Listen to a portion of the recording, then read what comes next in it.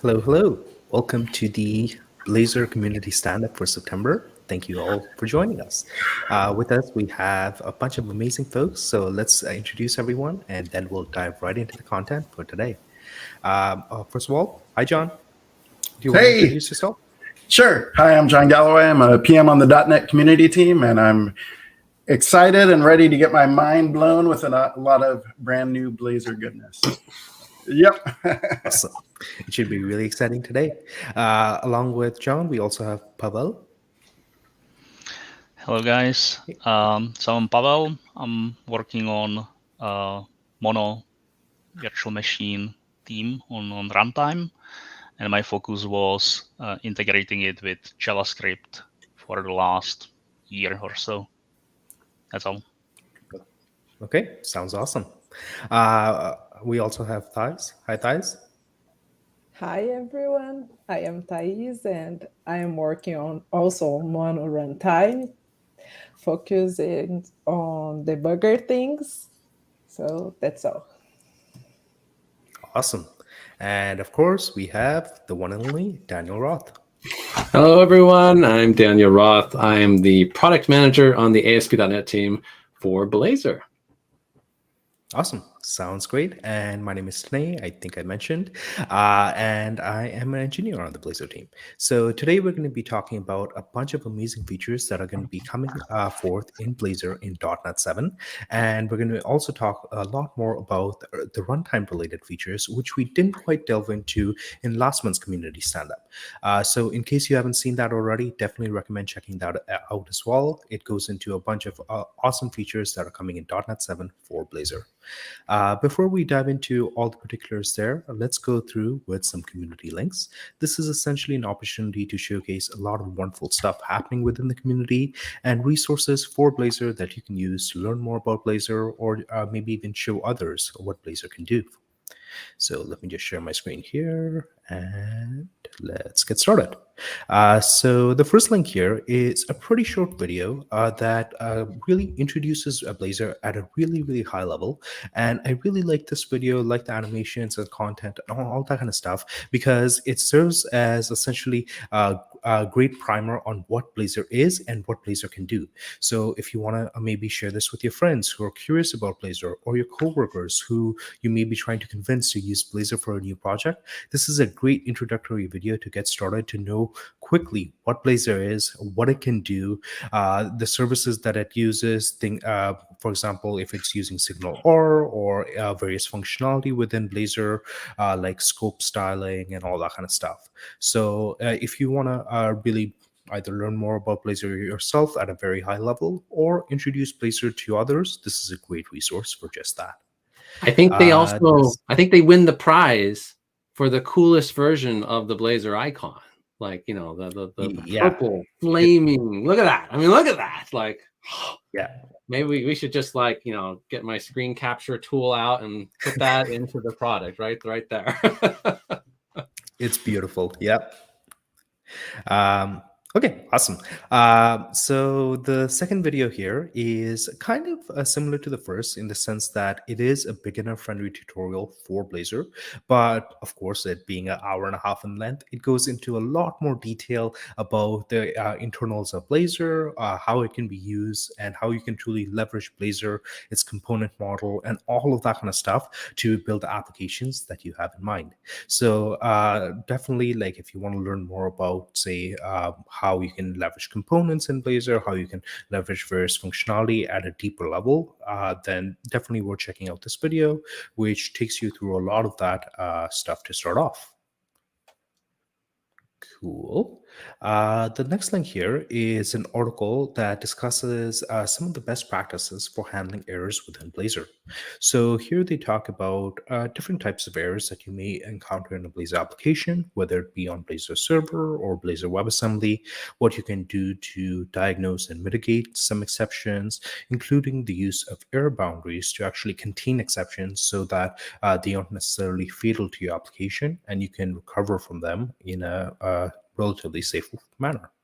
So definitely, if you want to learn more about how exception handling works and all that kind of stuff in Blazor, this is a great article to check out for just that.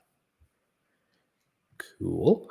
And lastly, this link is actually a part of a three-part series, which goes into how you can create Chrome and essentially browser extensions using Blazor WebAssembly. So they start off with a pretty simple JavaScript HTML-based browser extension. Introduce how you can actually integrate with Blazor WebAssembly for that, and then finally how you can create this in a cross-browser compatible manner so that you can go ahead and actually publish your Blazor WebAssembly browser extensions. It's a bit of a mouthful, but yeah, definitely worth checking out as well if that's something you're interested in doing. There's some interesting, tricky stuff in that's blog post series. I've looked at some of them. Like I know, I think in Chrome, when you do Chrome extensions, there's some restrictions around like what characters you can put in your path. Like it gets really picky about having underscores, I think, at the beginning of path segments or something like that, which Blazor uses heavily. And so working around that, I think the author does some interesting gymnastics to get around that.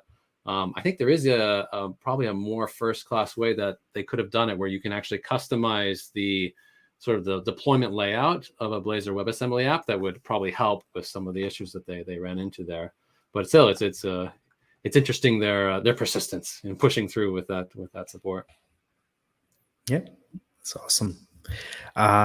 Okay, I think that's basically it for the community links for today. And from here, we can jump right into Blazor in .NET 7. Dan, do you want to take it from here?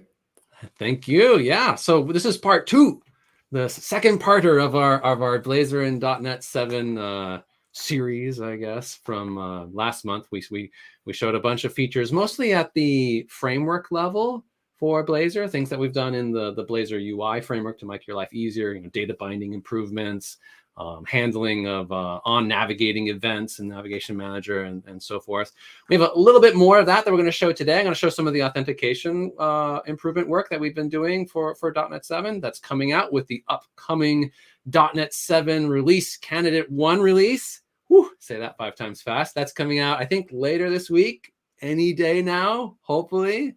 If everything goes according to plan, that should show up. As far as I know, the final build of the SDK has been created and is ready to go. They're working on getting everything integrated into Visual Studio.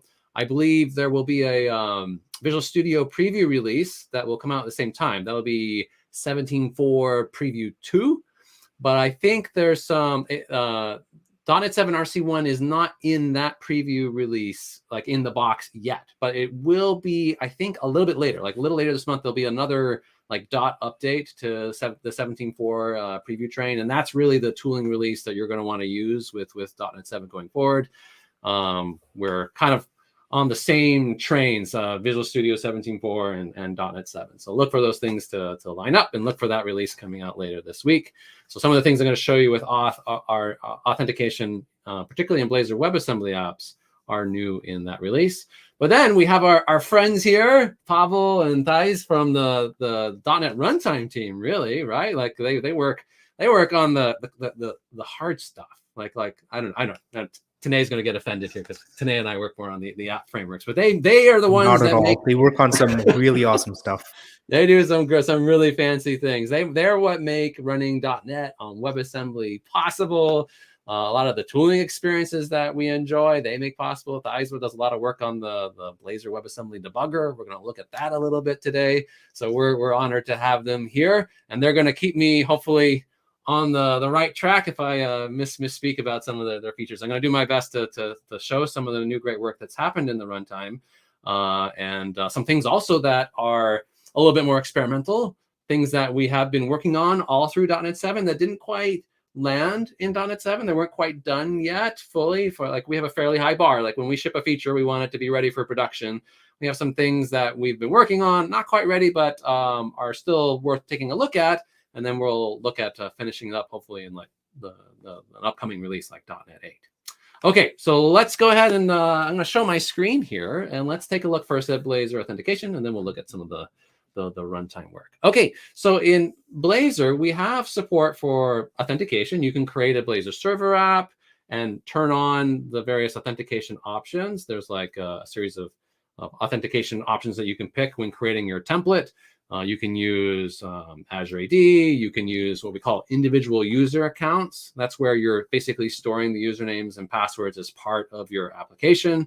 A Blazor server app is really like any other web application. We basically use like a cookie style authentication patterns in a Blazor server app to handle auth. Even though it behaves like a single page app, like a SPA, the way we configure authentication for a Blazor server app is much more like an ASP.NET Core MVC application, because it's really all running from the server. But in a Blazor WebAssembly app, that is a true client-side web application. It's running in the browser. It's running on WebAssembly. You might not have .NET running on the server at all. It's running purely client-side on the user's machine. And that's where all the authentication patterns and protocols related to single-page apps come into play. But we support authentication there too. You can create a standalone Blazor WebAssembly app that uses a protocol called OpenID Connect in order to establish an ID token with an OpenID Connect provider of your choice, like Google or whatever other auth provider you'd like to use. And of course, we also have built-in support for using Azure AD or Azure AD B2C as your identity provider. And for that, we integrate directly with their authentication libraries with like MSAL JS under the covers is really what we're doing to, again, acquire the ID tokens for establishing identity, and also any access tokens that you want to use to talk to any protected resources, like protected resources on Azure or within your own application. Now, that's all shipped features. Like we have that out of the box already, and we've had it for a while in Blazor. What's new in .NET 7 is there's some more advanced authentication scenarios that were a little harder to, weren't really necessarily possible to do without rewriting a bunch of the underlying auth infrastructure with Blazor that we now have enabled. For example, you might want to pass to the identity provider a hint about who you'd like to log in the user as. And that's usually done through this login underscore hint parameter that you pass to that identity provider to say, I'd really like to log in as, Roth at Microsoft.com. And so please pre-fill that and, get things, assume that that's who I'm going to be logging in as. In other cases, you might need to force an interactive login as opposed to a sort of a silent login. There's parameters in the OpenID Connect spec for doing that. There's this prompt parameter that you can set to login to force a login. And there may be other parameters that you want to set. And we didn't really give you a good way to deal with those in Blazor WebAssembly, except like at the startup, you could like pre-configure some things. But if you wanted to do it like over the course of the runtime of your app, there wasn't really a good way to pass those parameters down, but now there is. So there's a new concept in Blazor WebAssembly. Let's hop over here to this index page. So what I did with this application is I created a standalone Blazor WebAssembly app, and I checked the checkbox for individual user accounts, which basically sets up the app to use OpenID Connect with whatever provider you want. In this case, I went ahead and configured it to use Google authentication. That's what I did. Okay. Now, I have a couple buttons, as you can see on the screen. We've got the, I want to log in with a hint, or do a force an interactive login, or get an access token. And those are these three buttons here in my Blazor page. And what I want to draw attention to is what I'm doing in each of these event handlers. So login with a hint, there's this new type, interactive request options, which has a bunch of properties that you can use for, different parameters that you may want to set for doing the authentication request. I'm trying to do enough stuff. There we go. So like the scopes that you might want to set, what type of interaction. But the thing that's new is there's this untyped bag of additional request parameters that you might want to pass through. And it's untyped because we don't actually know all the parameters that you might want to use here. So we want to leave it open in case there's something that we left out. Okay, so if I want to use that, I can use that to do things like set the login hint parameter. And here I'm passing in, a random email address of who I'd like to log in as. So right now in this app, you can see I'm already logged in. I'm actually logged in with a Google account that's tied to my Microsoft address, Roth at Microsoft.com. But I can trigger that event and say, I'd really like to log in instead with danroth27 at gmail.com. And you can see it's already pre-filled because that login hint variable parameter was already passed through. And if I dug around in the somewhere up here in the address bar is the login hint. Yeah, there it is. So login hint danroth27@gmail.com is where it's being flowed through to the identity provider so that we can get that user experience. So that's an example of an interactive request, authentication request that you might trigger. Another one is forcing an interactive login. So in this case, I'm setting this prompt parameter and saying I'd like to force a login. Like, don't do this silently. Don't use any authentication context that's already been established. Like, force an actual login. So even though I'm actually already logged in, and you would think that, you know, if I ask for to log in again, it would just be like, oh, you're already logged in, done. In this case, when I click on this, I end up back on the Google login screen because I'm forcing an actual interactive login. Okay, and this has been plumbed through all the cases where you might need to do an interactive authentication request. Those are times where you can do that explicitly. I should call out the way that that's being done is not just with the options, but also with this new extension method that's been added to the navigation manager, where you say, I'd like to navigate to my login page. And if you haven't like played around with the authentication templates in Blazor, this page is a page that's set up in your app. And it's this authentication component over here that's using this remote authenticator view component that's built into Blazor. And this is handling all of the interactions with the remote identity provider. So you browse to this page with, you know, all the parameters that you want to set, and then it takes care of dealing with Google or Azure AD or whatever. And what this navigate to login does is it makes sure that all the options actually make it to that component. And I believe this is the case where under the covers, it's actually using the new history API support that we've added in .NET 7. I think we talked about that one at the last community stand-up. That one of the reasons why we added that is because we needed it to get this authentication flow to flow correctly. Okay, so that's a new overload that will help you not only navigate to the login page, but also then pass in your request options. You can also, when you're requesting an access token explicitly, like there's this access token provider, I think it's iAccess token provider. Yeah, iAccess token provider service that we provide in Blazor. That you can use to request access tokens for protected resources. When you do that, you might be doing things like requesting additional scopes or whatnot. There you can also pass in the interactive request options as well if you want to set additional parameters. Like here, I'm setting the login hint as well. Okay, so that's if you're doing that, or in the case where actually this is in the fetch data page. There's another case where you might be just using an HTTP client. Like here, this HTTP request is making a call to fetch the weather forecast data.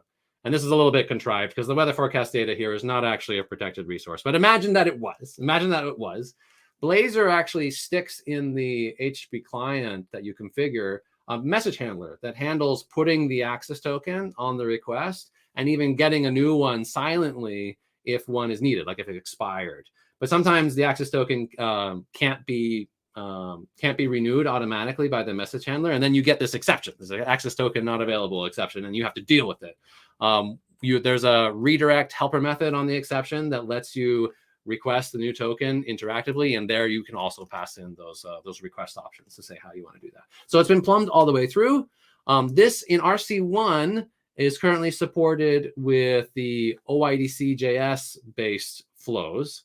We have basically two integrations in Blazor WebAssembly. One with an OIDC client that's like generic for any like random OIDC provider out there, OpenID Connect provider. And then there's the Azure AD one, the MSAL.js integration that we provide. It's not actually done for MSAL.js yet. That's going to come in a future preview release. So if you're trying RC1, you're really excited, like, oh, great, I can pass these parameters now for when doing Azure AD or Azure AD V2C logins. Set your expectations up front. That won't work just yet, but it will work with .NET 7. That work is in progress. I think the PRs are already going through. So the next update that we give you, that will be working as well. So that's something that you can look forward to. Okay, so that's the new authentication work that we've done for Blazor WebAssembly apps in .NET 7.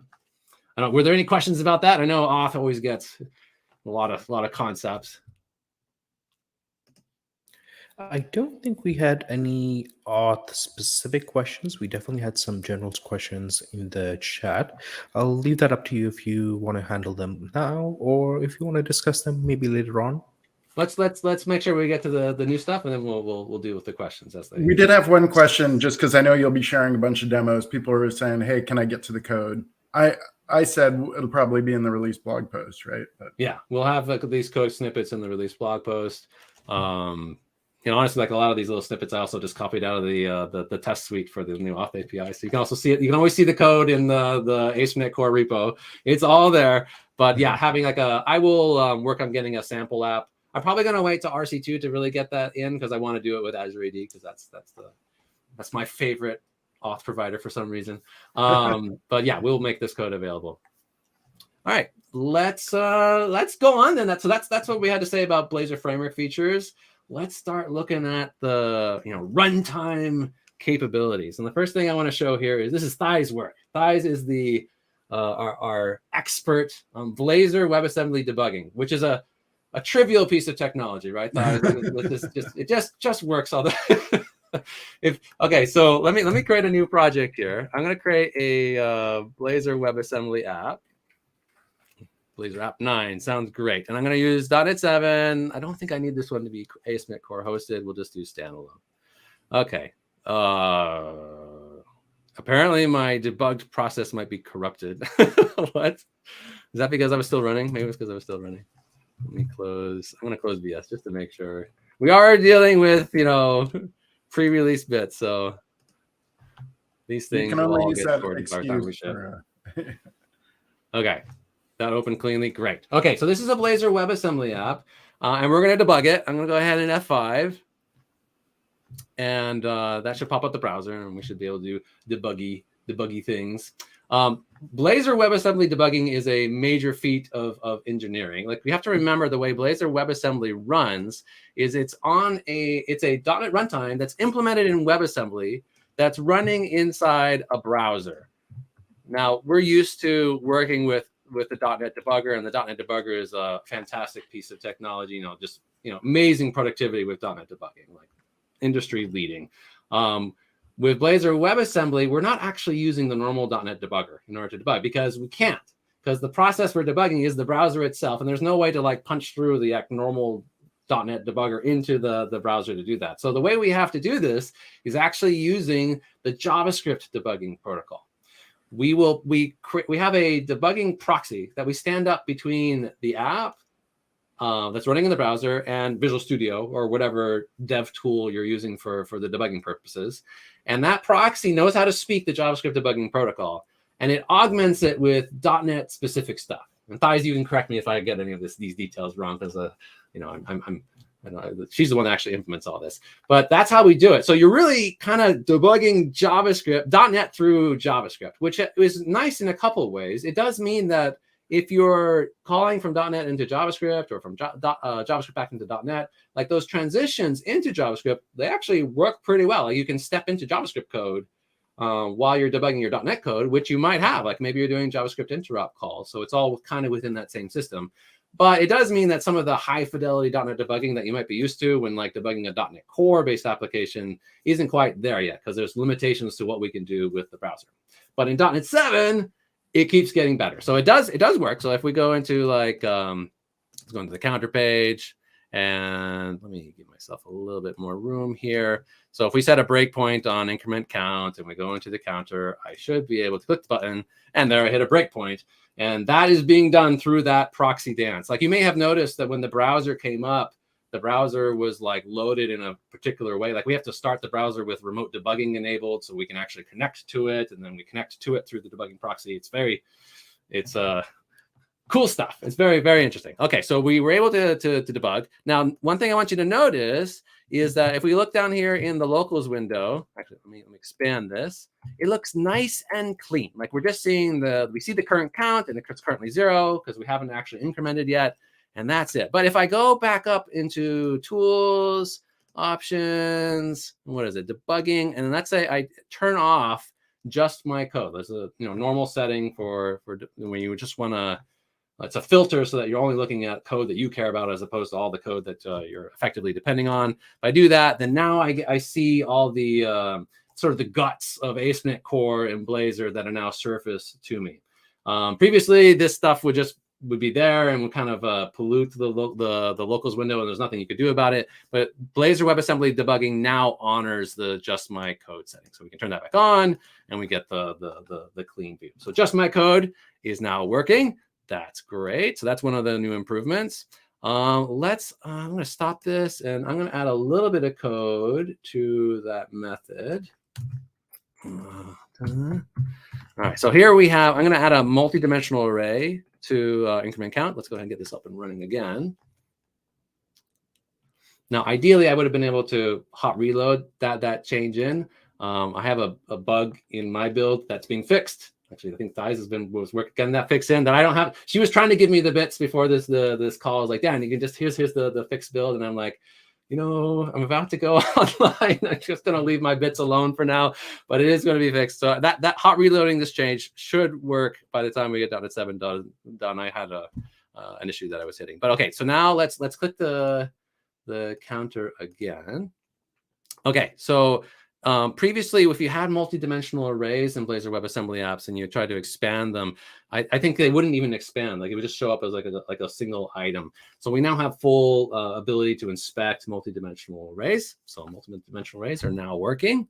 Let's go ahead and continue. And then one other thing I want to show, if we go into fetch data, and I'm going to set a breakpoint right here in the uninitialized async method. This is the method that does the async call to retrieve weather forecast data and render this lovely, well, I hit a breakpoint, so I can't render the page yet, but it will show up as soon as I continue. But the thing I wanted to call here is if we look in the call stack, in previous versions like .NET 6, if you did this and the method was async, you would end up with a call stack that was kind of useless. Like it basically said like move next, move next, move next over and over and over again. And you couldn't actually see what the methods were that you were calling. That's all now working beautifully in .NET 7. So async method names showing up properly in the call stack. Like high level, and there's our weather forecast table. High level, the Blazor WebAssembly debugger just keeps getting better. It gets closer and closer to being more true to a .NET debugging experience. There's other improvements as well that I won't show, but I'll just talk to, like the expression evaluation in the watch window is much more feature rich in .NET 7. There's a lot more expressions now that will parse correctly. You can deal with members that are member overrides that use a new keyword that will now work correctly in the Blazor WebAssembly debugging. There's a whole bunch of like debugger specific attributes in the system diagnostics namespace, like debugger hidden attribute, I think is one. There's a bunch of them. Debugger browsable. Those are now all properly honored by the Blazor WebAssembly debugger. And there's just a bunch of other nice reliability improvements. So nice improvements in Blazor WebAssembly debugging in .NET 7. Any questions about that? I'm excited just to think about, how now we can take our weather forecast to the next level with multi-dimensional arrays. Yes, yes, multi-dimensional weather forecast. Yes. Excellent. Okay, cool. Sorry, Dan, before we move on, we just have a quick question in the chat. So for the multi-dimensional arrays, when you're inspecting the values, can you use the IEnumerable visualizer for that? Great question. I'm going to turn that one to Thays. I don't know I don't know the answer. I need to try it. We can try it. Yeah. Let's do it. Who knows? We'll find out really quick. Live. Actually, I don't even know if I know how to use the IEnumerable visualizer. Let's see. We get it here, and then we get this. I mean, I'm guessing there's some, like, if this was a full .NET debugger, there would be some like visualizer thing in here that you could click on that would show the full enumerable. So I think in the editor, you can hover over Array 2D, and maybe if you click the pin thing. The pin? This guy? Yeah. That will just pin it in place, won't it? Oh, yeah. Whoa. Okay, no. I didn't even know that was a thing. Interesting. Yeah, I think the answer is probably no. Okay. Does that sound right? Because I mean, some of the visualizer features I think might be specific to the .NET debugger, whereas we're actually using the JavaScript debugger here. Like you may have noticed, like see these things here where it says number. Mm-hmm. There's a limit to like what we can actually tell you about what type of number this is in .NET land because it's actually going through JavaScript. I mean, it does raise some interesting questions about like, is there something else we could do here to make this debugging experience even higher fidelity?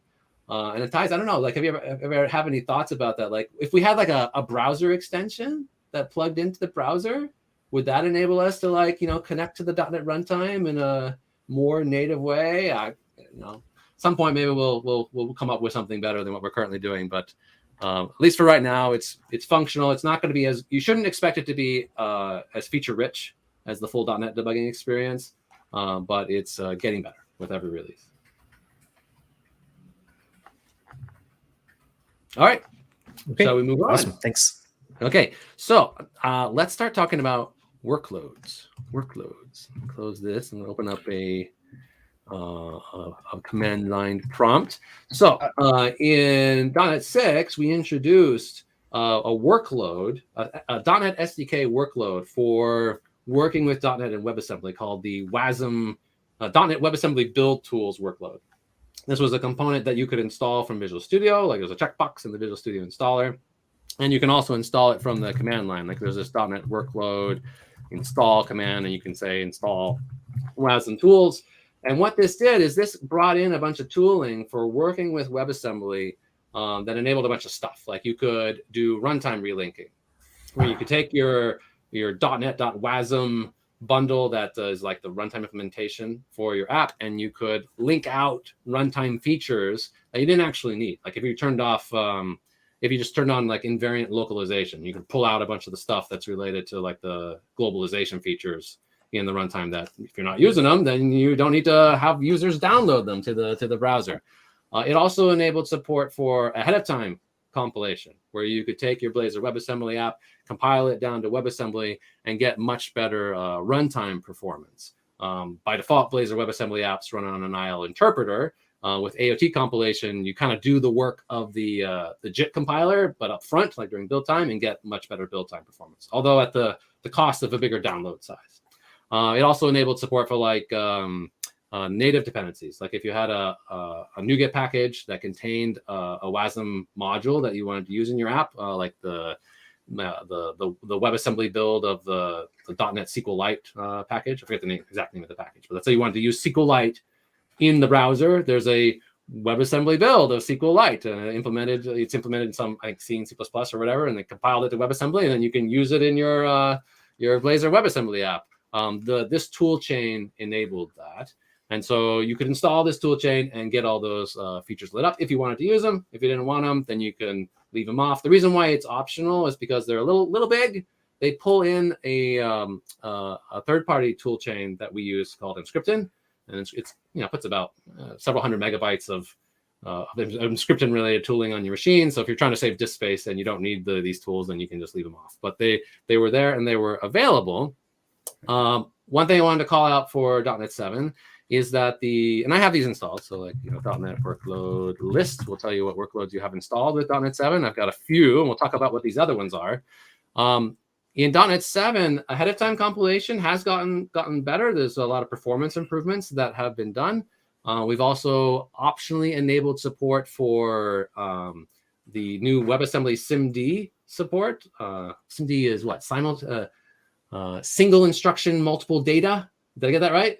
All the runtime devs, look at the runtime devs because they are the ones that deal with SIMD. I just take advantage of the SIMD support that they turn on. And then also the WebAssembly support for exception handling. These are new features of the spec and of browsers that enable us to run .NET better, basically, in the browser. So those features are now available. If you want to play around with them, you'll need to install this WASM tools workload. You'll need to target .NET 7, and then I'll show you the here's a .NET 7 version of an app that I was playing around with AOT compilation earlier. So you'll want to turn on AOT compilation, and then these two properties turn on support for SIMD and exception handling at the WebAssembly layer.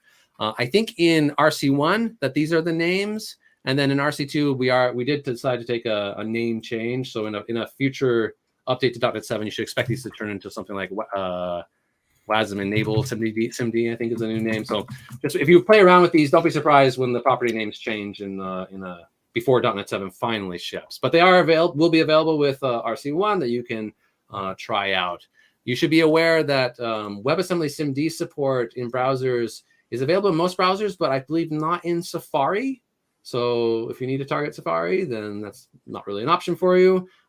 Exception handling, we needed to double check that, but I think that one is actually more broadly available. So you could try that one in all the browsers that I know of. But double check just to make sure I didn't get that wrong. So there's some new improvements to AOT compilation that you can try out. Now, it's important to note that in .NET 7, we took a new version of Emscripten. And Emscripten is doesn't currently have a stable, I think they call it the ABI layer. I can't remember what ABI stands for. What does ABI stand for? Abstract Binary Interface. Is that what it is, Pavel? Pavel's nodding. We'll call it good. If I got that wrong, put it in the Application binary interface. Yeah. So it's like taking a new version of Emscripten is actually kind of a breaking change from version to version of .NET. And what this means is that if you had a native dependency, let's say the SQLite package that you built using .NET 6 and the .NET 6 WASM tools chain, that WASM file won't work with the way we do things in .NET 7. So that package actually needs to now create a multi-target and create a .NET 7 version of the WASM native dependency so that it could be used in .NET 7 applications. Now, if you are still targeting .NET 6, but you're using the .NET 7 SDK, the way that will behave is if your app is targeting .NET 6, the WASM tools workload actually won't do anything with it anymore. It will say that's a .NET 6 app, and I'm the .NET 7 WASM tools toolchain, so I'm not going to touch that. I'm going to leave that alone. If you want the old .NET 6 behavior for your .NET 6 project, you actually need to install a different workload now. You need to install the WASM tools .NET 6 workload. That's a thing coming in RC1. Okay, so if you're taking your .NET 6 Blazor WebAssembly app, you were using runtime relinking or AOT or whatever, and you just installed .NET 7 and you're wondering why those features stopped working, that's because you need to now install the WASM tools .NET 6 workload, and then they'll light up again. WASM tools will give you the tooling for latest greatest, like .NET 7 base stuff. Okay. This tooling stuff is like just magical and just works and is super complicated. Like I looked at the pull request on this, and there's like diagrams showing how, if you're on 7 SDK but using 6 tool, like all the, I mean, both for Blazor but also for Maui, it gets super complicated. All the cross-platform.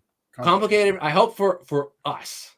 Yeah. The goal is that we need to do like crazy complicated stuff to get all these tools in the right spots with the right versions so that you hopefully don't have to worry about it very much. Like you get the WASM tools, and if you're doing .NET 7, it just works and you just don't worry about things. That's the intent. Sometimes we get it wrong, obviously, and there's bugs. Like I know with Maui, like we shipped the first version of Maui, and then we were trying to rev the Maui workload, and we're like, there were some versioning problems there, but that involved a lot of complexity to get cleaned up. But we do that so that you can have a productive acquisition experience that hopefully is backwards compatible and doesn't create any pain. Cool. Okay, so that's those two workloads. But what's interesting here is there's another workload, a new workload. This is WASM experimental. So this is new stuff, and it's as advertised. There's some things in this workload that are experimental that aren't actually going to be done and fully ready for .NET 7. But these are things that we've been working on in the .NET 7 timeframe that we wanted to make available in some form so people could try them out. And they do use some features that are absolutely stable and shipping with .NET 7 that we want to talk about now. Okay, so what I did is I did .NET workload, and I did this from the command line, WASM experimental. And you should do this after RC1 is available any day now, very shortly. Then you'll get this. You can get this workload with a new version of this workload. If you already installed it previously, like you found out about it, like, oh, what is this thing? Then there's an update command as well that you can use to update the workload. Okay, when you do that, if we go to Visual Studio, there are a couple of things that will show up. So in Visual Studio, if we search for WebAssembly, if I spell it right, so we see the Blazor WebAssembly app. That's the template we've had it forever. There's the new Blazor WebAssembly app that's empty. That's the one where you want to start from a blank canvas and you don't want any bootstrap. You don't want any like demoware in the project. You just want to put your own app in there. That's you got to write your weather forecast all by yourself. Yeah, good. And yeah. That's right. And then there's two new templates, and that's what the WASM experimental workload installs. WebAssembly browser app, WebAssembly console app. What are these things? Let's check them out. Okay, so I'm going to call this WASM browser app demo. I think is the name I haven't picked yet. And I don't think we need to save that. Okay, so we got a simple little .NET project here, and there's not much in here, just a few files, a little README file. This is a way, well, the way you should think about what these projects are doing is these show you how you can run .NET code from JavaScript in a browser without really even having the whole Blazor UI framework in the picture. Okay, so Blazor enables running .NET code in a browser, but it also brings with it a whole UI framework, like a component model and a diffing algorithm and all sorts of features related to that UI framework. In this case, this is just the raw .NET capability on WebAssembly without any UI framework affordances. And if we were really honest with ourselves, we kind of skipped this level of the stack when we shipped Blazor WebAssembly. Like with Blazor WebAssembly, we were trying to enable a full end-to-end experience. We wanted you to be able to build Spot apps with .NET and C# instead of JavaScript. And we knew that there's really a core capability of just running .NET in browsers that we should make a first-class experience. But we kind of ignored it, shall we say? We let the runtime people worry about it for a little while we just focused on Blazor. So we're trying to add that sort of middle part of the developer experience so that you can just have .NET on WebAssembly without necessarily depending on Blazor. Now, for all you Blazor fans out there, you might be like, why would I not want Blazor? Like, of course I want Blazor in my application. Well, there's a couple valid scenarios. So one is like maybe you're building your own UI stack. Maybe you're not using Blazor's component model. And there are other projects that are already doing this, and they've been doing it for a while. They've been kind of doing it in sort of I don't want to say hacky ways, but let's say higher effort ways than we would like them to have to do. These are things like Uno. Like Uno has support for running Uno apps in browsers on WebAssembly. They use exactly the same runtime that we use for Blazor WebAssembly, but they have just a different UI pattern. They basically take WinUI from Windows and make it work in a browser or make it work cross-platform. OpenSilver is a project that enables you to basically build Silverlight apps again, but instead of using a plugin, you're using the same WebAssembly runtime that we use in Blazor WebAssembly. So they use the Silverlight UI paradigm. And there are others. I think Frank Kruger has like the French. I don't speak French, so I'm probably butchering the pronunciation of that. Like is it OUII or something? It's basically a Xamarin Forms port that can run in a browser. And I think he was also using the Blazor WebAssembly runtime. This pattern enables those types of projects in a first-class way, which is great. Like just more .NET ecosystem and UI options for everyone. The other thing it enables is like, well, maybe you have a JavaScript-based web application, like Angular or React or whatever, and you have some logic that you want to reuse that's in a .NET library, and you don't want to have to rewrite it all in like JavaScript or TypeScript. Like you have a big chunk of logic, like you've been working on it for a while, and you're just like, can I just call that? Like I hear .NET can run on WebAssembly. Can I do that? I'm not using any Blazor UI components. I just want to call a .NET function, a .NET method, or have or vice versa. And this model also enables that as well. Okay, so that's what the goal is here. Let's take a look. Sorry, Dan. So kind of related to exactly what you were just saying, is GS interop supported here? Oh, is it supported? Like it's new and improved. There's a lot of work actually that's gone into the JavaScript interop model for when you're running on WebAssembly. Like, and we're going to get to that. We will show that. But yes, it is absolutely supported. Okay.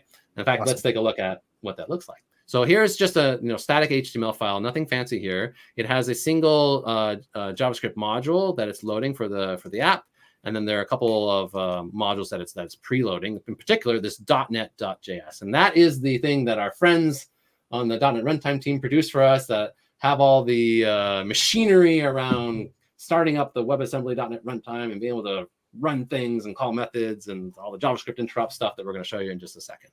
So if we look at main.js, let's see what that's doing. So I'll walk you through this. So first of all, it's importing .NET.js. So it gets access to .NET. We're doing a quick check here to see, are we running in a browser? Because we're about to do browser stuff. Like we're going to try and manipulate the DOM. So we need to make sure we're in a browser. and then it calls into .NET to get a bunch of things. So there's this methods for dealing with module imports, assembly exports, the configuration of the app, and then the ability to run the main method of the app. We'll go through each of those things in order to see what they do. So set module imports. This is related to JavaScript interop. Like if I want from my .NET code to import a JavaScript function that I want to be able to call, this is what enables that. In this model, you have to you don't just randomly call into a JavaScript function. You set up the runtime so that you can call that function, and that has a whole bunch of nice conveniences. Like it enables the runtime to do things for you to make it a bit more of a strongly typed experience. So this is saying I'd like to make this window location ref property available through this particular path, window.location.href. Okay, so now that's available to be imported, and it's given this name main.js, so sort of a module name that you can refer to from your C# code. Okay, and if you want to use that, let's go look over here in program CS. So program CS for this app is just like a single console write line, but then we have a class where we're doing a JS import, and we're referring to that function that we want to, that piece of data that we want to get access to, and the main JS module that we set up with the .NET runtime. Okay, so this is the JavaScript interop pattern when working directly with WebAssembly. Similarly, there's a JS export pattern. Like if you want JavaScript to call into your .NET assembly, that's that scenario, that second scenario we talked about. You can do that as well. So this method becomes available to be called from JavaScript. It's kind of similar to JS invocable, if you know that from the Blazor's JavaScript interop model. So in main.js, here it's calling get config, so it can figure out some things about the app. And then it's calling get assembly exports on the app assembly so that it can call my class.greeting. All right. So if we run this, and then so that gets it some text, right? Like if we look at what this program is actually doing, from JavaScript, it calls this JS export method, this greeting, which is returning this string. This string is actually calling into this this method down here, which is actually a JS import calling back into JavaScript, which gets it the URL of the application, and then it back in JavaScript it updates the UI using just a simple get element by ID piece of JavaScript code to do the UI. Remember, this is not a UI model. There's no Blazor component model here to help you out. So dealing with the UI is completely in the raw. It's not about the UI. It's about just running .NET code. Okay. So if we run this, let's go ahead and run it. I'm gonna run it without the debugger. And we'll pop up the URL, and it is this beautiful application. Again, not about the UI, but here we're getting our hello world, greetings from, and then the URL of the application. That's showing that JavaScript interop mechanism is actually working. And then the console write line, I believe, should show up here. Yeah, so hello world is hello browser, all the console write line statements are also showing up in the browser console. So that's what that's doing. Now, this might you might be wondering, like, okay, like, how does this relate to the JavaScript interop mechanism that you're used to in Blazor? Because Blazor provides a JavaScript interop mechanism. We have this IJS runtime interface that you can get a hold of, and you can use it to call into JavaScript, and you can create JS invocable methods that you can call back into from JavaScript code. Which do you use when? Well, the thing to remember is that Blazor's JavaScript interop mechanism is giving you a way to call into JavaScript and back from any Blazor app, regardless of hosting model. Could be a Blazor server app where your .NET code is actually running across the internet on a server, and the JavaScript code is running over in the browser. And so we're tunneling those JavaScript calls all the way down to the browser. It could be a Blazor WebAssembly app where you're just calling directly into JavaScript from the browser, or it could be a Blazor hybrid app where you're like running in a MAUI process and it's tunneling the JavaScript calls into an embedded web view control through a local interop channel. So Blazor's JavaScript interop pattern is designed to make sure that you can write JavaScript interop code once and have it work in any Blazor app, work in all. Okay. This JavaScript interop mechanism that we're seeing in this template is specific to running .NET code on WebAssembly, and it's very optimized for that. So, and Blazor actually had a separate abstraction, or sort of a sub abstraction for doing this too. Like if you knew you were running on WebAssembly and you didn't want to deal with the overhead of Blazor's normal JavaScript interop model, you could like downcast to a different interface, like IJS in process runtime or IJS unmarshaled runtime.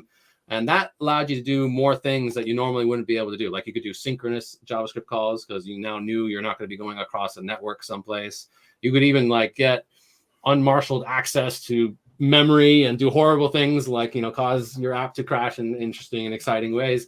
The IJS unmarshaled runtime is probably not an interface that many of you have even had to deal with, and that's a good thing. It was barely documented and by design. Like it was only sort of partially supported. We've told people about it if they really had a performance critical scenario that they needed something, but we always caveated like, just be aware that this is using undocumented JavaScript APIs. Like this will almost certainly change.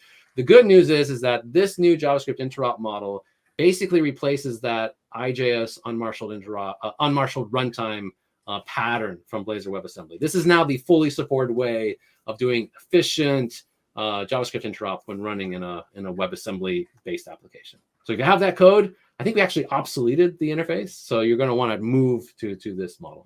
We'll be publishing blogs and docs on how to do that. Any questions so far? Yes, we definitely have a few questions regarding this. One second. First question here is this new JS import attribute, is that using IJS runtime under the hood? No, it's the other way around. Remember, we're dealing at a lower layer here. Like Blazor is an app framework. It's higher level of abstraction. That's what provides IJS runtime. And that's the interface that's intended to work across Blazor hosting models. This JS import, JS export pattern is specific to running .NET code on WebAssembly. So it's actually the opposite. Like we're probably like we like replumbed some of Blazor already to use these APIs instead of the old stuff that we were using. Is that right? Not yet. We'll do that in .NET 8. We're working on that for .NET 8. Yeah. Mm-hmm. So it's probably the opposite way. Like we will call into these things from Blazor. So yeah, the flip. Okay, sounds good. Cool. Next question here is for the debugger. Is it supported when you're using this? I don't think so. Thays, is it? I can answer this one. This one I know the answer. Debugger is supported, but it's not supported when trying to debug from VS yet. So you can debug from VS Code and from Chrome debugger. If you start the app using .NET Run, I don't know the name in English. Minus sign up. Oh yeah, sure. Hyphen, dash. Hyphen, thanks. Hyphen, and debug. So this will start in the debug mode, and you can attach using VS Code and Chrome debugger. Yeah. Yeah, so we didn't even really like. I mentioned that you could use whatever dev tool for talking to the proxy to talk to the app. Like you can use like the Edge or Chrome dev tools as the dev tool that you're using to talk to JavaScript debugging protocols. That means you can actually like see and hit breakpoints in your .NET C# code using the browser dev console. So that works. There's a way to do that with this model, is what you're saying. But VS requires a little bit more orchestration to get all the pieces to kind of line up, and that hasn't been done yet. So you can't like hit F5 yet in VS. Is that right, Thays? Yeah. Okay.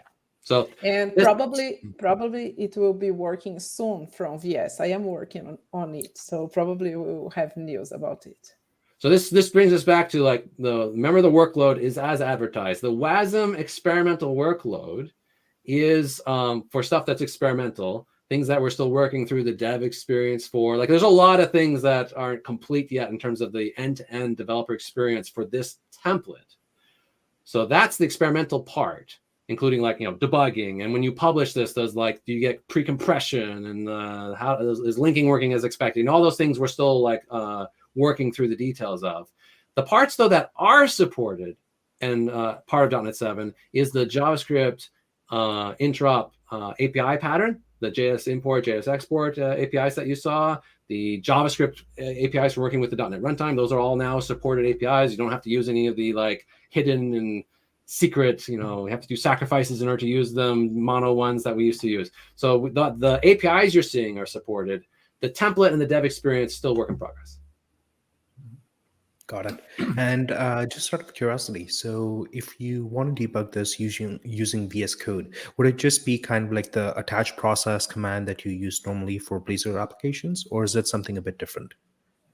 No, you need to use the JS debugger extension for Chrome or Edge and use the part that's printed on the when you run the .NET run -- debug. It will print out the debug part. So you need to use this debug part on VS Code in the configuration file, and then you can debug.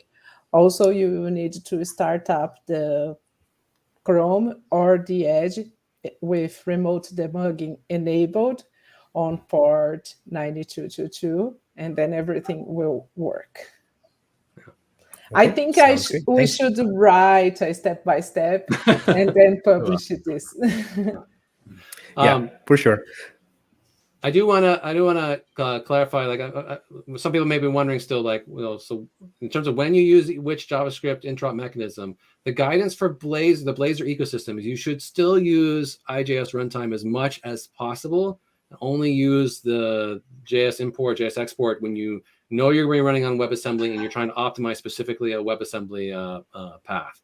If you want your JavaScript interop library to work for the whole Blazor ecosystem, we still highly recommend using IJS runtime where it meets your needs. I wanted to show this last app. So this is the same project template, but with an actual app added to it. This is the To-Do MVC app, but implemented in, and I've got my process is still running. Let me just stop this and that. Okay, let me run this again. So this is the To-Do MVC app, which you may have seen, from other web UI frameworks. Let's get this guy over here. There it is.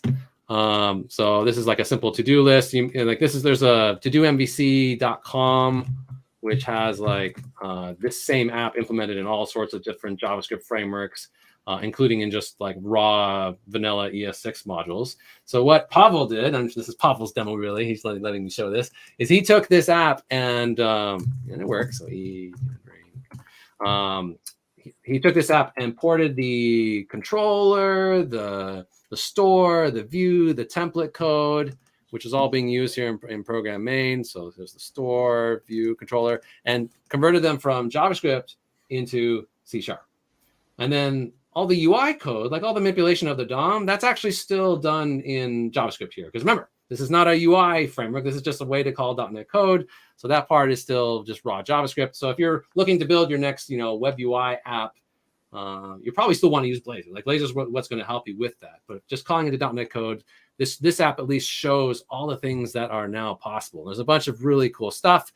First thing to note is there is this JS host API that you can use to handle the import. To say I want to be able to import this JavaScript using this module name so that you can use it later with a JS import call. It's kind of the equivalent of get module imports. Is that the set module imports? Set module imports from JavaScript side, yeah. Yeah. So this is the C# way how you can achieve similar things to offer a like ES6 modules exports for the .NET to import it or bind to it. Cool. And then here in the store, that's not really good. So in store CS, this is the part that's actually storing the to-do list. This is using JavaScript interop to store those to-dos in local storage. So here we're doing JS imports to call into these methods. And if we look at the implementation of those are just calling into window local storage, set item and get item. So we're able to do that. That's a simple example of JS import. A little more advanced is if we look at the view implementation. So this is what's handling like, wiring up all the UI events in the app and then plumbing them to the controller and dealing with all the UI updates. There's a lot more JavaScript interop happening here. And that's because all of the UI is being handled in JavaScript. So we're calling into JavaScript for any DOM manipulation in this application. But there's a couple of cool things here that's worth noting. So the new JavaScript interop pattern does do very efficient marshaling of data back and forth between across the boundaries, and you it will handle like simple types, and you can annotate different .NET types to let the system know, like, how do you want that to be marshaled over into JavaScript land. Like if you're passing a what's this, like long is a 64-bit int, is that right? And JavaScript, I think, only has like 54. For some reason, they took away some of your bits. 52 bits integer. Like the number in JavaScript is actually double. And so if you want to marshal integer, you can fit only 52 bits. And you have another choice, which is JavaScript type big int. And so because you have the choice, we give you the choice to marshal it differently on the JavaScript side. And that's why we have this syntax of JS marshal as to allow you to configure the marshaller.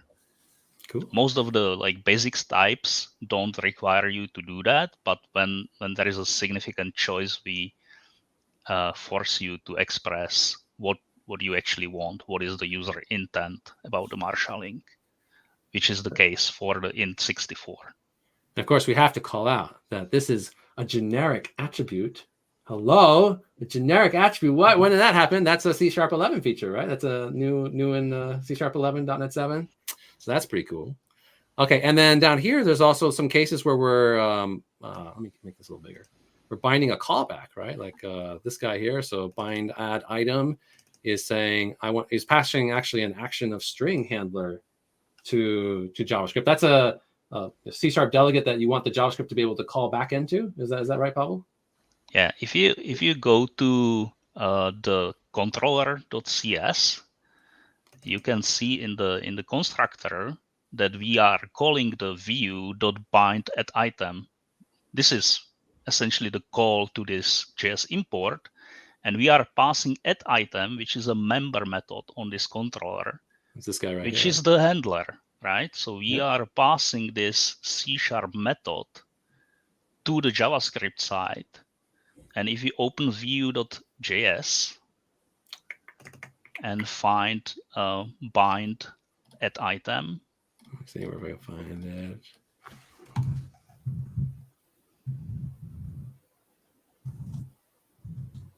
There you go.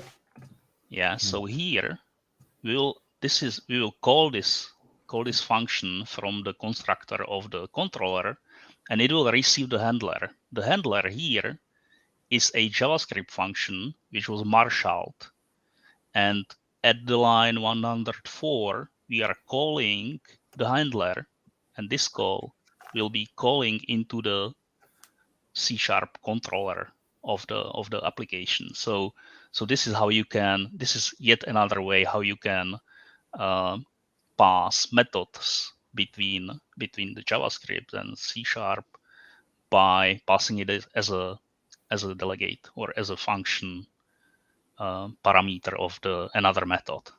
Very nice. And so if you go back to the view.cs, we can maybe speak a little bit about the annotation. So here again, we are forcing you to express what you exactly want, so that we have like in the future, we may have other choices than this. So we are saying that we should marshal it as a JavaScript type function, and that it takes one argument, which is of type string. So that's what it means. You can as well, so this is like action is a void function. It doesn't have a return. You can as well have C# func, which does have a return type, and in that case, you would have more type parameters to this JS type function.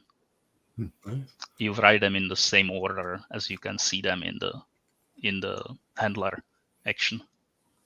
Cool. So I think you also were telling me earlier that you can also pass like proxy objects back and forth. Like you can get an object from JavaScript as a like JS object reference, and then pass that around. And similarly on the .NET side, you can handle like a .NET object and proxy that around. So you can pass proxies both directions, both types, JavaScript and managed objects both directions. The proxies are a bit more expensive than like the string or the number, because they are carrying with itself handle. They like GC handle. They will keep the objects alive across the boundary, and they will be garbage collected by 2 garbage collectors. So when you use them, be aware that it's not free, and don't create too many of them, because otherwise your memory will blow up. We as well have many other types of marshalling. Maybe like the interesting one, which I will mention, is array of strings. This will be useful when you need to do more data than just a single.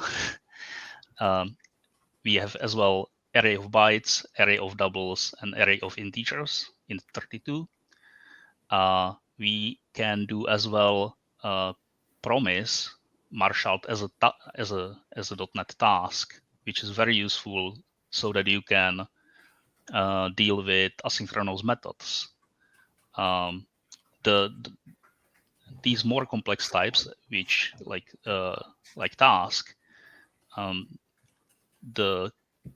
not all the combinations of possible generic parameters are marshaled at this time, because you can create very complex nested types, and not all of them are easily marshallable. So only the simple combinations will work. But the code generator, which does all this magic, will let you know when something is not supported. So maybe you can try to create typo. I don't know if it should, like, if you damage something here, it should, make a different type. And it should tell you something meaningful. Cool. Yeah. And I know we talked before about like whether Blazor still has some work to replumb some of the stuff that it does on top of this model when it's running on WebAssembly. What about the runtime itself? Like the runtime provides APIs for HTTP client, WebSockets. Is that using this model under the hood? Both of them you mentioned. HTTP client is in the browser. You don't have access to socket, operating system socket, and we only have access to browsers APIs, which give us fetch. And so the implementation of the HTTP client in the browser, in the .NET in browser, is actually a wrapper around fetch API of the browser. So and we re-implemented the integration with this JS import infrastructure now, and same for WebSockets. Nice. So it's already being used heavily, and hopefully it will work for everybody. If there are bugs, please open issues. Let us know. I wanted to make sure we showed that there's that other template that people are probably wondering about. So I just want to make sure it's not that. So file, new project. This was the browser, WebAssembly browser app, right? And we searched for WebAssembly again. We looked at this one. We looked at this first one, and that's .NET code running on Java from JavaScript on WebAssembly in a browser context. There's also this second template, which is a WebAssembly console app, which is kind of interesting. Again, this stuff is experimental. Let's call this WebAssembly console app demo. I change that. Okay, so it looks kind of similar in terms of the files that we see, but there's no like index.html file, obviously, because we're not going to run in a browser, so there's no HTML. Instead, this is an MJS file, which I think is the file extension used for like Node modules. This is basically JavaScript code that will run in Node that then can call into .NET using the WebAssembly runtime. If we look at the main.mjs file, similar concepts. We're importing .NET.js. There's a little code here to make sure that we're actually running in Node and not running someplace else, because I guess we're going to do nodey things. And then same amount of the API call to .NET, importing an imports, getting the config, calling an export function, and then running program main. If you look at program main, I think it looks very similar to the other one. Yeah, it's just calling console write line, and then there's our greeting. And in this case, instead of getting the href of the browser, it's getting the node version for the process. We run this, and I think I want to do without debugging in this case, because otherwise it just blips up and disappears. Yeah, so we get hello world, greetings from node version 16.3, and then hello console. So this is just showing the flexibility of this model. This is a way, like anywhere you can run JavaScript, you can run now .NET Code 2 if you want to do that. Now, will you actually be running .NET in your Node apps in the future? Well, maybe not. Like if you have the ability to actually run .NET Core, like a full .NET runtime on your servers, which is where Node is usually run, probably going to want to do that instead. I don't know, maybe you have some sort of constrained environment where you only can run Node and you still want to use your .NET code. You could use this, or maybe there's some Node-based command line tool that you want to use with .NET code. This enables that as well. The dev experience here is what's still experimental, but the capability of running that .NET code in JavaScript is shipping with .NET 7. I also want to make sure people understand that this shouldn't be confused with some of the stuff you may have seen, like Steve Sanderson show around running .NET on WebAssembly with WASI. That's a completely separate thing. This is not a WASI-based implementation. What you're seeing right here, that's a whole nother effort that we're doing. This is just about enabling a more seamless model of running .NET from JavaScript. So, I would like to comment on Node.js as well.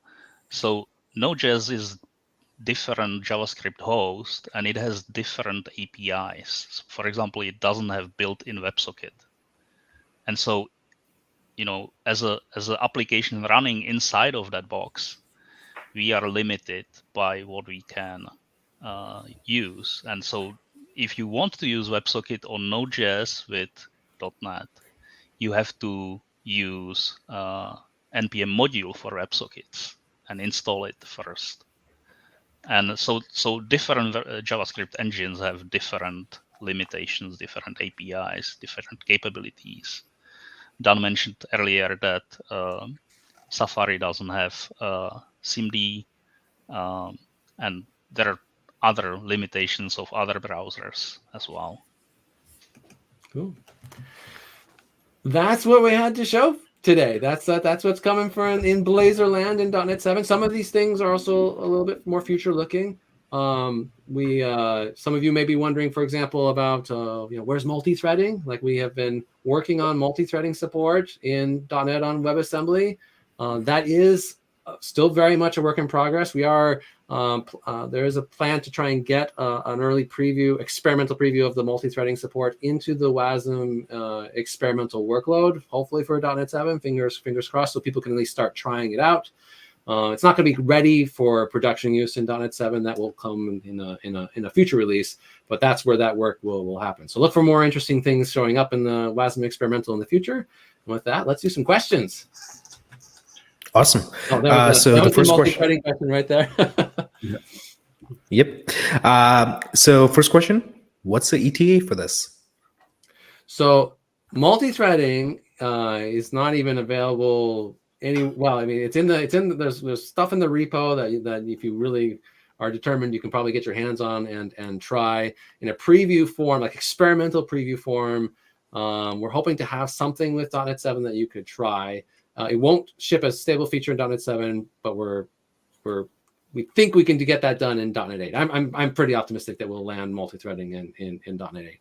The templates that you're seeing, I think we're still discussing like exactly what this dev experience should be. I think these templates have been a good vehicle for showing the .NET on WebAssembly capabilities that we are enabling, like the new JavaScript APIs, the .NET APIs that you saw, the new JavaScript interop model. Whether these end up becoming like templates in this form, I think we're still working through that, and we're looking for feedback from people. I think, like one thought I had on this just earlier today is that if the main scenario here really is, well, I have a JavaScript app and I'm trying to call into .NET. Maybe starting with a file new project, .NET project isn't the right way to do that. Like you might actually want something that integrates more naturally into a JavaScript-based tooling system for working with your .NET code and figuring out how that all works. Yeah, don't know. Like the things with experimental is that they don't have a concrete release date yet. That's why they're still experimental. Once they go into that preview state, that means they're previewing for a particular release. And these templates themselves don't have a committed release time frame at this time. But everything else that you saw is .NET 7 work. Like those are all .NET 7 features. Okay. Next question here is: can you use like .NET WebAssembly? Can it be AOT compiled? Yes, absolutely. In fact, I think I don't have this demo set up, Pavel, unfortunately, but Pavel did like a Mandelbrot, the Fractal viewer app in using this model, and I believe that was all AOT compiled and got nice improvements with the graphics. Yes. So it's very much intended to work with trimming and AOT and all those runtime features. Sorry, go ahead. You can find it on my GitHub account if you are really interested in preview bits. Sounds good. From here, we have a... Sorry, go ahead. Sorry. There was one good question about AOT, and it was like, does AOT mean that there will be no DLLs downloaded? And the answer is that unfortunately not, because we still need to use DLLs for the metadata about the application. And in some cases, for example, when there is a generic type, not all of the instantiation of the type can be AOT compiled because there are too many combinations, and it would be like exponentially grow the size of the AOT download. And so not all the generic types are AOT compiled, and therefore they need to be interpreted. And so that's the reason why we still have to have the DLL downloaded. Maybe in the future we can do something about the size of those, but right now this is what we got. Like we might at some point trim down those assemblies to be metadata only files at that point. If you're not dealing with any generics, like making the trimmer at least be very aggressive with those files is something that we've certainly talked about doing. It's and depending on what your concern is, like your concern might be purely around download size, in which case the trimmer hopefully will help address those concerns. You don't have any. You reduce the size of DLLs as far down as we can get them. Another concern sometimes people have with the presence of the DLLs is not as much download size, but issues in their environment that block the download or transfer or execution of DLLs in some way. Like maybe you have some firewall policy that just looks for .dll and says, nope, can't download that. That's too dangerous. Even though if it's a Blazor WebAssembly app and that DLL is only going to be used within the context of the browser security sandbox. Some environments are aggressive about blocking those things, or maybe you have antivirus software for whatever reason that takes issue with the presence of DLL. We are talking about could we potentially repackage the same data that's in those DLLs in some alternative form that might be less be more innocuous, like less problematic in those types of environments. If you are hitting those issues, there are some packages that we have available. There's a good community package that can do some repackaging of the manipulations of the DLLs for you to avoid some of those problems that I know people have had quite a bit of success with. We also have a package that we shipped that can take your Blazor WebAssembly app and package it as a My Multipart bundle as another alternative, or you can go a little lower and just customize the packaging however you want yourself.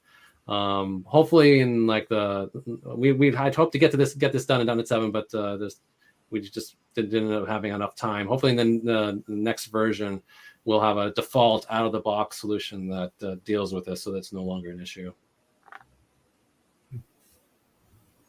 Okay, sounds good. Let's dive into a few questions which are a bit more related to just Blazor generally and Blazor in .NET 7. So the first question here is there going to be, or what's the migration plans for .NET 6 applications to .NET 7? Update your TFM, update any package versions. to the .NET 7 ones. And that should be it. Okay. That's the goal. Now, Awesome. every release, there are some breaking changes. Like we have gotten exponentially more conservative with breaking changes as .NET has gone on. If you were there in the .NET Core 1.0 days or .NET Core 2.0 days, and you're still smarting from all the changes that happened in the breaking changes, then we're sorry. That we wanted to get the stack right. We feel pretty good about the stack now, so the amount of churn has gone way down. For most people, you should just be able to update the version and you're done. There will be a breaking changes doc that describes any breaking changes that we've made and the things you need to do to accommodate them. And you'll find those in the docs and the release notes. But for most people, shouldn't be an issue. We hold back compat to a very high bar now at this point. I just want to echo that because I think people miss that. They'll see us showing off all these new features and they'll worry that, oh no, I have to do all these new things. And all it does is, like, I've gone through and updated some apps just recently. It was updating TFM and boom, you're done. And now you can use those new features, but you don't have to, So it just unlocks these new opportunities for you, and you get security, performance, other stuff with it. Okay, awesome. Yeah, it should be super, super simple, and that's the goal. Next question here is pre-rendering auth support. Is this coming in .NET 7? Great question. So the plan is that we're going to try and put something out, make something available out of band from the .NET 7 release as like a separate package and sample application that shows you how you can achieve this. Right now, doing pre-rendering, which is where you run the components from the server initially to generate the UI, and then that gets pixels on the screen really quickly while either the Blazor WebAssembly runtime is being downloaded or the SignalR Blazor server connection is being established. If you have auth in the picture, then you kind of get hit problems with using pre-rendering, kind of get blocked. We will show how to do that later this year is the plan. Like to the idea is to have a package and sample out in the .NET 7 timeframe. It won't be part though of the .NET 7 release. From what I understand, we actually don't think we need product changes at this point to make this possible. Fingers crossed that still holds true. It's always the proof is in the pudding, right? When you actually go to get the code out, then you sometimes find issues. But that's the current thinking, is that we can just show people how to do this. Okay, fair enough. And I think we have time for just about one more question. This is related to Dan, what you were showing earlier with regards to authentication. Can we use this token-based auth flow with Blazor Server, or is it WebAssembly exclusive? So you can absolutely use token-based authentication flows from Blazor Server or any ASP.NET Core app. But the flow is a little different because you're doing it from the server as opposed to from a public client like a Blazor WebAssembly app is. What happens is on the server, you can do the OpenID Connect dance with a provider to acquire ID tokens and establish an identity. And that's all done server side, where you can have like a client secret that you can hold and actually protect, like put it in Key Vault or whatever, so that it's not leaked to the world. With a public client, you can't keep any secrets really. So the flows are fundamentally different. But once you've done the identity flow, then you can just establish a cookie with who the user is, and then at that point it becomes sort of the normal server side web application setup. But yeah, ASP.NET Core has OpenID Connect middleware and a bunch of existing middleware for a bunch of providers out of the box that you can just use. And you can acquire access tokens to talk to APIs from the server. Okay, awesome. I think that's basically it for the questions for today. We're running out of time. So let's end it there. Thank you so much for everyone who's joining the stream and viewing today. And thank you everyone on the stream as well. This was a great demo. Thank you, Dan, for going through all the amazing features. Thank you, Pavel and Thays, for providing a lot more context, and a lot of this functionality is you're doing. So really awesome work. And thanks, John, as well. It's been amazing. Thanks, John, you're muted. I just want to say thanks again, Pavel and Thays, for being on, and the work that you and team are doing behind the scenes, because there's so much just magic stuff that it's like, hey, it just works, but it's super complicated. So really appreciate it. Thanks for How'd we having do? me. How was it? Thays problem, was that okay? Did we cover things all right? Yeah, perfect. Okay, Well, I thought awesome. your Well, introductions on the marshalling were great. Like they really helped clarify some of the additional capabilities of the feature. Thank you. All awesome. right. Well, once again, thanks everyone for joining us, and have a great day.